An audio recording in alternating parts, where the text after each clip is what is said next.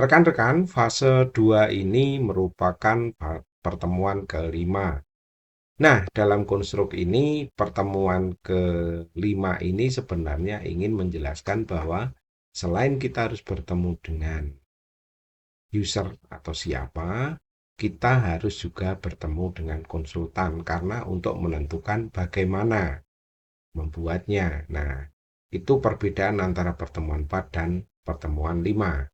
Nah, di pertemuan kelima ini rekan-rekan akan melakukan konsultasi berupa konsultasi bagaimana membuat name, tagline, kemudian visual identify, kemudian sitemap dan sebagainya. Tentunya ini ada aturannya. Nah, bagaimana aturannya? Silahkan dilihat di sini. Nah, ini adalah prompt pivotnya, yaitu transisi perannya. Jadi, ya, karena kita harus menggunakan chat yang sama, jadi harus berurut supaya chatbot kita tidak kehilangan data, maka kita tidak diperkenankan membuka jendela obrolan baru, tapi kita meneruskannya. Nah, ini contoh promptnya untuk pivotnya. Nah, prompt pivot ini harus mengubah menjadi brand konsultan atau pakar UI UX yang profesional.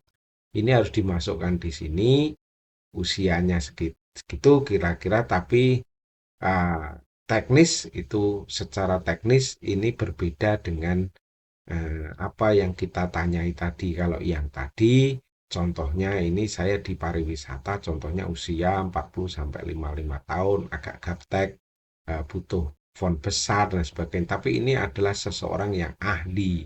Jadi ini berhenti menjadi peran sebagai pengelola desa wisata. Contohnya. Nah, sekarang dia harus berperan sebagai brand konsultan dan pakar UI UX. Ini namanya transisi peran. Oke. Nah, kemudian langkah keempat, kita akan mengeksekusi branding dan arsitektur. Nah, ini adalah bagaimana. Makanya kita harus melihat tiga pilar ini. Satu, dua, dan tiga. Ada tiga pilar utama dalam pengembangan. Nah, dari situ kita akan melihat bagaimana eh, analisis dari simulasi jawaban satu, 2, dan 3 yang akan kita konsultasikan ke brand konsultan dan pakar UI UX profesional.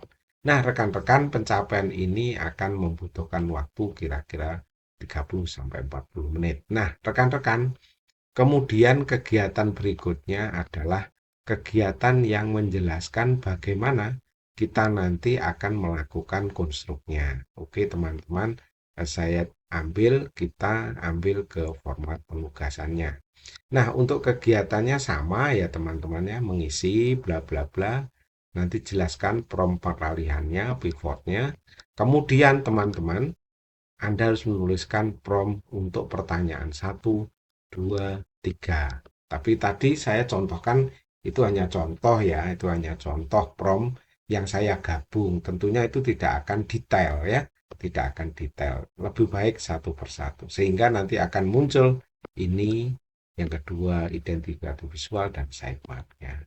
Oke teman-teman, ini untuk fase yang kedua.